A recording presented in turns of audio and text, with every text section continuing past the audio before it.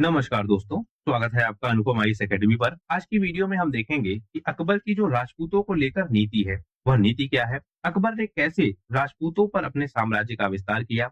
राजपूतों में किस तरह से उसने अलग-अलग व्यवस्थाएं अपनाई? कैसे विवाह की परंपराएं अपनाई? कैसे युद्ध किए? कैसे समझौते किए? यानी जो अकबर और राजपूतों के बीच पूरा संबंध है, उसकी जो फिलॉसफी है, उसे हम डिटेल से समझने का प्रयास करेंगे। तो इस वीडियो में बहुत सारे आपको तथ्य भी मिलेंगे और बहुत सारे ऐसे आपको वैचारिक पक्ष भी मिलेंगे जो अकबर की राजनीतिक व्यवस्था के विषय में हमको बताते हैं। तो वीडियो आप पूरा देखिएगा, तभी आप इसका पूरा लाभ उठा पाएंगे। सबसे पहले हम यह देखते हैं कि अकबर की जो राजपूताना नीति है, यानी कि राजपूतों के साथ जो उसकी नीति है, वह नीति क्या है? एक नीति है सहयोग की, एक नीति है शत्रुता की, एक नीति है मित्रता की और एक नीति है वैवाहिक संबंधों की। अब इसको हम अलग अलग समझते हैं। एक बार वह कोशिश करेगा कि जो राजपूत है वह उसके कंट्रोल में आ जाए।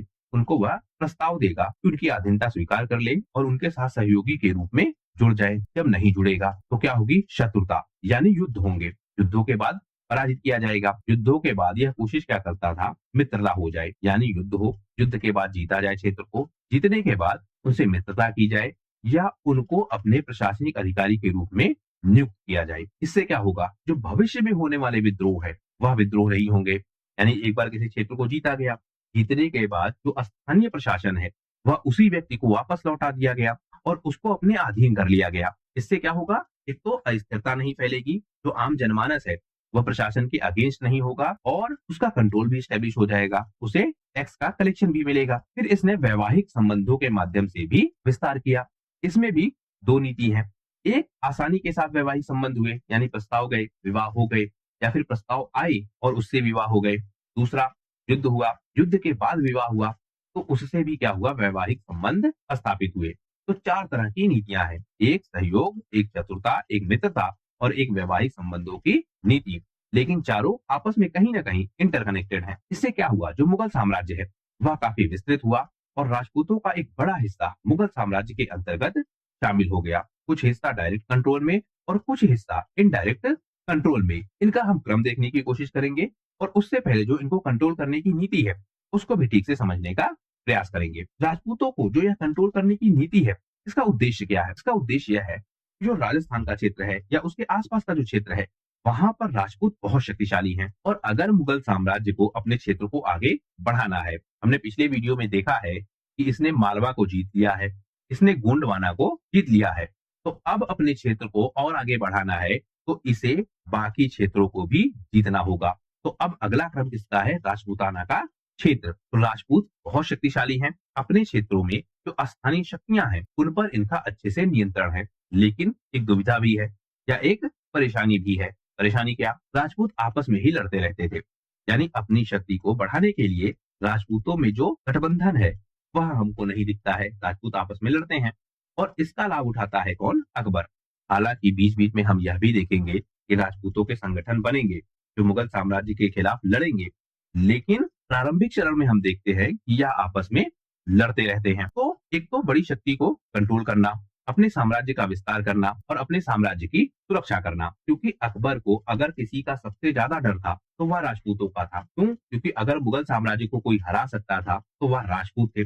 अकबर यह बात स्पष्ट रूप से जानता था। तो इसलिए अकबर यह समझ चुका था कि राजपूत उसके पक्ष में हो, तभी वह अपने साम्राज्य को चला सकता है। तो एक, राजपूतों की जो शक्ति है वह चाहिए अकबर को, चाहे वह उनके अधीन हो, चाहे वह मित्रता के साथ।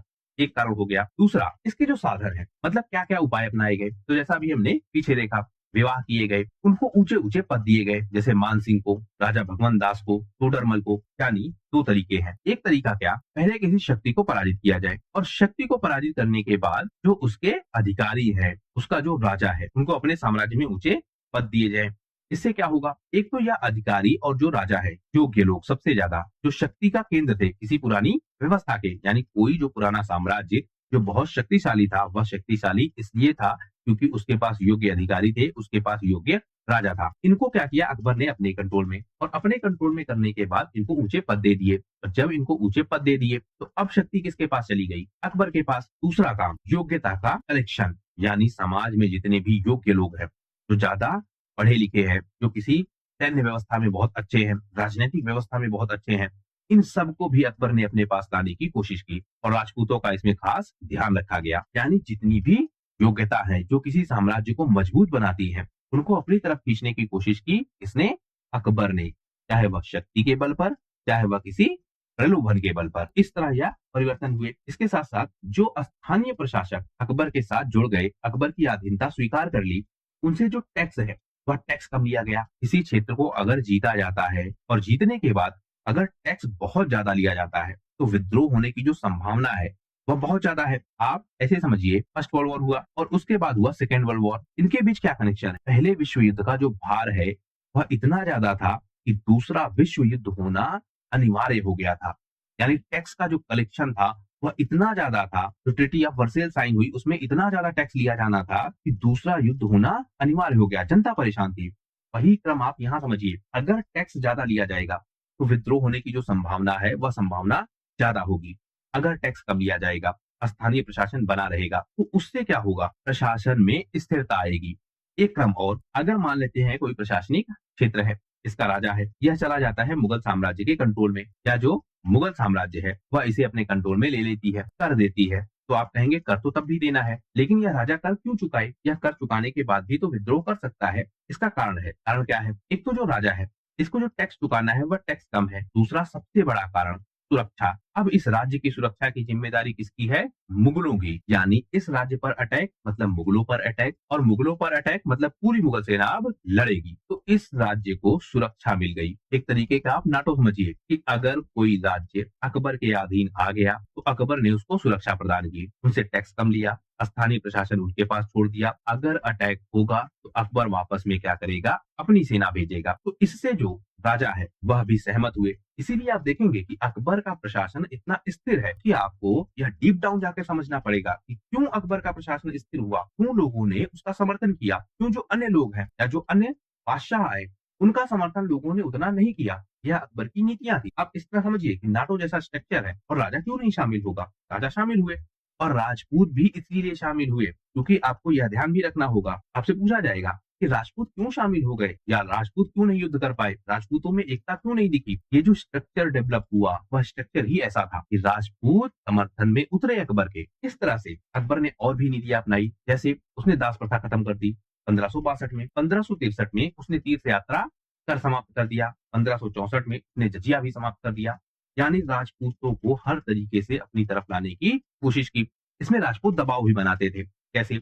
जैसे किसी राजपूत प्रशासक को जोड़ा गया और कहा गया कि अब आप मुगल साम्राज्य के अधीन हैं, लेकिन आपका अपने क्षेत्र पर प्रशासन है, आप अपने हिसाब से नीतियां चलाइए। लेकिन व्यवस्था क्या है? अगर मुगल साम्राज्य के अधीन है तो टैक्स लिया जाएगा, दास प्रथा का टैक्स, तीर्थ यात्रा कर और सबसे ज्यादा जजिया। अब जब जजिया लिया जाएगा और कोई राजा है, मान लेते हैं कोई राजपूत राजा है, किसी क्षेत्र पर उसका प्रशासन है, वह क्षेत्र चला गया मुगल साम्राज्य के अधीन और अब लिया जाएगा जजिया। तो जजिया वास्तव में कौन ले रहा है? वही राजा, स्थानीय राजा। ऐसा लोगों में संदेश जाएगा कि हमने एक राजा चुना था, हमारा राजपूत राजा था, वह राजपूत राजा मुगलों में शामिल हो गया। मुगलों में शामिल होने के बाद अब वह जजिया लेकर दे रहा है मुगलों को, यानी वह राजा जो है उसकी स्थिति कमजोर हो जाएगी। इस बात को अकबर ने ठीक से समझा और उसने वह सारे टैक्स समाप्त कर दिए तो इस तरह की भावना के साथ लगाए गए थे। अब जब अकबर ने जजिया समाप्त कर दिया तो इस राजा ने क्या संदेश दिया? देखो, पहले जजिया लिया जाता था, हमने जजिया समाप्त करवा दिया, मेरा प्रभाव है मुगल सेना पर, ना कि अकबर का प्रभाव है मुझ पर। यह संदेश गया कहाँ? जनता के बीच। और इस तरह से जो राजपूताना व्यवस्था है अकबर की, या जो राजपूताना नीति है अकबर की, वह बहुत प्रभावशाली रही और अकबर लगातार अपने क्षेत्रों का विस्तार करता रहा। इसके साथ साथ अकबर ने राजपूताना में विवाह भी किए। जैसे जो आपका अकबरनामा है वह कहता है कि शायद इसने 12 विवाह किए थे। हालांकि इनकी संख्या जो है वह स्पष्ट नहीं है, हमको बहुत सारे नाम भी ज्ञात नहीं है, क्योंकि जो 12 विवाह वाली बात है वह अकबरनामा में लिखी है। तो इसलिए हम यह देख पाते हैं कि अकबर ने विवाह तो किए थे खूब सारे राजपूताना में, लेकिन हमको नाम 4-5 ही ज्ञात है। सबसे ज्यादा फेमस नाम क्या है? कछवाहा नरेश की जो बेटी है, और कछवाहा नरेश कौन है? भारमल जोधाबाई, जिनको हरखाबाई भी कहा जाता है, ज्यादा फेमस जोधाबाई के नाम से है, हालांकि यह वास्तविक नाम नहीं है। तो सबसे पहला विवाह, यह भी पूछा जाता है कि सबसे पहला विवाह कहाँ किया था, तो कछवाहा नरेश भारमल की पुत्री हरखाबाई से। अकबरनामा में लिखा है 12 विवाह किए थे, लेकिन कुल मिलाकर हमको 4-5 विवाह ही ज्ञात है। कौन कौन से विवाह हैं? जैसे मरियत उल जमानी, जो कि हरखाबाई का नाम है, 1562 में यह विवाह हुआ था, ज्यादा फेमस यह है जोधाबाई के नाम से, क्योंकि इस पे मूवी बनी है, इसलिए यह लोगों को ज्यादा याद है। यह कछवाहा नरेश की बेटी थी, राजा भारमल की पुत्री थी, और यही जहांगीर की माँ थी, जो बाद में अगला मुगल बादशाह बनेगा। यह नाम आपको इसलिए भी याद रखना है क्योंकि क्रम पूछा जाता है, और यह पूछा भी गया है कि सबसे पहला विवाह कहाँ किया था, तो कछवाहा नरेश के यहाँ यह विवाह हुआ था। दूसरा विवाह किया था नाथीबाई के साथ 1570 में, जो कि जैसलमेर के रावल हर राय की बेटी थी। तीसरा विवाह राजकुमारी के साथ 1570 में ही, यह बीकानेर के राय कल्याण माल के जो भाई हैं कान्हा, उनकी बेटी है। चौथा विवाह रुक्मा देवी के साथ 1581 में यह विवाह हुआ था, और यह मारवाड़ के जो राव मलदेव राठौड़ हैं उनकी बेटी थी। मतलब कुल 4-5 विवाह हमको ठीक से ज्ञात है, उनके नाम हमको स्पष्ट रूप से मिलते हैं, लेकिन अकबरनामा कहता है कि 12 विवाह किए थे। तो अकबर ने जो विवाह की परंपरा है यह भी स्टेब्लिश की कि राजपूतों में विवाह किया जाए, और राजपूतों में विवाह करके भी अपने साम्राज्य का इसने विस्तार किया। अब प्रश्न यह कि अकबर क्यों चाहता था कि राजपूताना उसके कंट्रोल में आ जाए। तो जैसा मैंने पहले बताया, एक तो संसाधन जो राजपूतों के पास थे वह बहुत ज्यादा थे, यानी राजपूतों के पास जो धन संपदा है वह बहुत ज्यादा थी। दूसरा, एक बड़ी शक्ति का उसके कंट्रोल में होना। राजपूत बड़े योद्धा थे, राजपूत जिस युद्ध में उतरते थे वह युद्ध पूरी तरीके से बदल कर रख देते थे। यानी अकबर को यह लगता था कि राजपूत अगर उनके साथ होंगे तो वह युद्धों को आसानी के साथ जीत पाएंगे। दूसरा, जो विश्वसनीयता है, यानी राजपूत धोखा नहीं देंगे, यह बात भी अकबर को ठीक से पता थी। इसके साथ साथ ईमानदारी। समस्या क्या थी, क्या हमने पीछे भी क्या देखा है, अकबर का अपना भाई था जिसने अटैक किया था। अटैक करने के बाद वह क्या किया था, बहुत सारी संपत्ति को अपने पास रख लिया था। यानी मुगलों में जो परंपरा थी कि वह किसी क्षेत्रों को जीतते थे, वहां की संपत्ति को लूटते थे, तो उनके जो सरदार होते थे वह बेईमानी करते थे, और बेईमानी करके बहुत सारी संपत्ति अपने पास रख लेते थे। यह परंपरा हमने लंबे समय से देखी है। राजपूतों के साथ यह दिक्कत नहीं थी, राजपूत बहुत ईमानदार थे, और इन सारे कारणों से हम देखते हैं कि अकबर को यह लगता है कि अगर उसे अपना प्रशासनिक क्षेत्र आगे बढ़ाना है, खुद को शक्तिशाली बनाना है, तो उसे राजपूतों को अपने अधीन करना पड़ेगा। तो यह हमने कारण समझ लिया, यानी उसका जो साम्राज्य है वह स्थिर होगा, उसका साम्राज्य आगे बढ़ेगा, यह उसको स्पष्ट रूप से पता था अगर राजपूत उसके साथ जुड़ जाते। इसके साथ साथ यह कंट्रोल करना चाहता था गुजरात के क्षेत्र को भी, यानी गुजरात का जो व्यापारिक क्षेत्र है। अब यह भी हमने देखा है अलाउद्दीन खिलजी के टाइम से कि हर कोई यह कोशिश करता है कि गुजरात का जो व्यापारिक क्षेत्र है वह उसके कंट्रोल में आ जाए। अलाउद्दीन खिलजी ने भी यह अटैक किया था। कारण क्या था, कारण यह था कि गुजरात से बहुत सारा व्यापार होता था, और इस व्यापार पर जो टैक्स मिलता था वह टैक्स काफी ज्यादा होता था। यानी कोशिश यह होती थी बादशाहों की, राजाओं की, कि गुजरात उनके कंट्रोल में हो, और गुजरात कंट्रोल में होने का मतलब एक बहुत बड़ा टैक्स का हिस्सा उनके कंट्रोल में होता, और यह अकबर भी जानता था। तो अकबर को अगर गुजरात पर कंट्रोल करना था, तो दिल्ली और गुजरात के बीच में जो क्षेत्र है वह क्षेत्र कौन सा है, राजपूताना। यानी राजपूताना को भी उसे अपने कंट्रोल में करना होता, इसीलिए यह राजपूतों को अपने कंट्रोल में लाना चाहता है। राजपूत सैन्य रूप से बहुत मजबूत थे, यह भी कारण था। एक और कारण, इससे पहले जो प्रशासक आए उनमें हम यह पाते हैं कि जो हिंदू मुस्लिम की भावना है वह हमको स्पष्ट रूप से दिखती है। अकबर यह जानता था कि अगर इसी नीति के साथ, यानी हिंदू और मुस्लिम एक नहीं है, दोनों एक दूसरे के शत्रु हैं, अगर इस भावना के साथ आगे बढ़ा गया तो उसका प्रशासन नहीं चलेगा, और अगर उसे स्थिर प्रशासन बनाना है तो इस राजपूताना और मुगल साम्राज्य को एक करना होगा, यानी हिंदू और मुस्लिम को एक करना होगा, दोनों को आपस में मिलाना होगा। इसीलिए यह बहुत सारे टैक्सों को भी माफ करता है। तो हिंदू मुस्लिम एकता की जो भावना है, या हिंदू मुस्लिम को एक करने की जो बात है, जो राजनीतिक रूप से लाभ पहुंचाए अकबर को, यह भी हमको स्पष्ट रूप से दिखती है। इसीलिए यह सर्वधर्म समभाव की नीति के साथ आगे बढ़ता है और हिंदू मुस्लिम को जोड़ने की कोशिश भी करता है। इसके साथ साथ जो व्यापारिक मार्ग हैं उन पर अधिकार करने की कोशिश, दक्षिण भारत का व्यापार वह होकर जाता था राजपूताना क्षेत्र से। गुजरात पर अधिकार करना है, या हम कहें कि वहां के व्यापारिक क्षेत्र पर अधिकार करना है, तो उसके लिए भी यह जरूरी था कि राजपूताना पर अधिकार किया जाए। यानी जो वाणिज्यिक लाभ है, अगर अकबर को वह चाहिए तो वह भी राजपूताना पर अधिकार करने के बाद ही मिल सकता था। जो कृषि संसाधन है और स्पेशली जो खनिज है, तांबा है, यह सब कुछ राजपूताना में मिल रहा था। यानी तांबा, सीसा, चांदी, इसके भंडार थे राजपूताना क्षेत्र में, और इन भंडारों पर अधिकार करने के बाद अकबर के पास बहुत सारी संपत्ति आ सकती थी, उसकी जो आवश्यकताएं हैं उनकी पूर्ति हो सकती थी। इसलिए भी वह चाहता है कि राजपूताना उसके कंट्रोल में आए। इसी क्रम में जो कर वसूली की व्यवस्था है, जागीर व्यवस्था है, उस पर भी अकबर का कंट्रोल हो, इसलिए वह चाहता है कि राजपूताना उसके कंट्रोल में आए। कर वसूली क्यों? क्योंकि अगर स्थानीय प्रशासक कर वसूलेंगे, यानी अगर उसने राजपूताना को जीत लिया और जीतने के बाद कर वसूलना खुद से शुरू कर दिया, तो कर नहीं मिलेगा या कर मिलने में बहुत समस्या आएगी। तो कर वसूली की जो व्यवस्था है, उसने स्थानीय लोगों को दे दी। स्थानीय लोगों मतलब स्थानीय प्रशासकों को। और जब स्थानीय प्रशासकों को दे दी, तो जो टैक्स का कलेक्शन है, वह बहुत अच्छे तरीके से होने लगा। जो जागीर व्यवस्था है, यानी स्थानीय प्रशासकों को जागीर देने की जो व्यवस्था है, इस व्यवस्था ने भी बहुत लाभ पहुंचाया।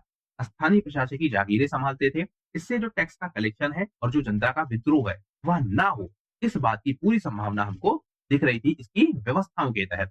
इसी सोच के साथ यह राजपूतों को अपने अधीन करने की कोशिश करता है। प्रयास कैसे करता है? अलग-अलग नीतियों के तहत। जिन नीतियों की चर्चा हमने पीछे की। जैसे कुछ जगहों पर यह आक्रमण करता है, जैसे चित्तौड़ पर, रणथंभौर पर। कुछ जगहों पर यह राजनीतिक संबंध स्थापित करता है। आमेर, बीकानेर, जोधपुर, उनको अपना प्रशासन दे देता है। प्रशासनिक नियंत्रण स्टैब्लिश करता है, इनडायरेक्ट कंट्रोल स्टैब्लिश करता है, प्रशासनिक पद देता है, मतलब कई सारी राजनीतिक व्यवस्थाएं अपनाता है। उसके तहत इन्हें जोड़ता है। फिर वैवाहिक संबंधों के माध्यम से, जैसे हमने कछवाहा को देखा। फिर धार्मिक सहिष्णुता की नीति के तहत राजपूतों को ऊंचे पद देकर, इस तरह से यह राजपूतों को अपने कंट्रोल में लाने की कोशिश करता है। अब हम देखते हैं कि किस क्रम में इसने राजपूतों को जीता है या किस क्रम में इसने राजपूतों को अपने अधिकार में लाने का प्रयास किया है। यह क्रम आपसे पूछा जा सकता है। सबसे पहले हम बात करेंगे आमेर की या फिर जयपुर की। 1562 का यह समय है। कैसे संबंध स्थापित हुआ? विवाह के माध्यम से। जोधाबाई का विवाह हो गया इससे, अकबर से, और यह संबंध स्थापित हो गया। यानी बिना युद्ध लड़े अकबर ने आमेर को अपने कंट्रोल में ले लिया या आमेर अकबर के इनडायरेक्ट कंट्रोल में आ गया। इससे क्या हुआ? जो भगवंत दास है, मान सिंह है, यह सब शामिल हुए कहा? मुगल दरबार में। और मुगल दरबार काफी शक्तिशाली हो गया। जो आपके यह मान सिंह है, यह मुगलों के बहुत सारे सैन्य अभियानों में बहुत भाग लेते हैं, बहुत सारे युद्धों को जीतते हैं और बहुत शक्तिशाली यह व्यक्ति हमको दिखते हैं। तो मुगल सेना बहुत मजबूत हुई किसके कारण?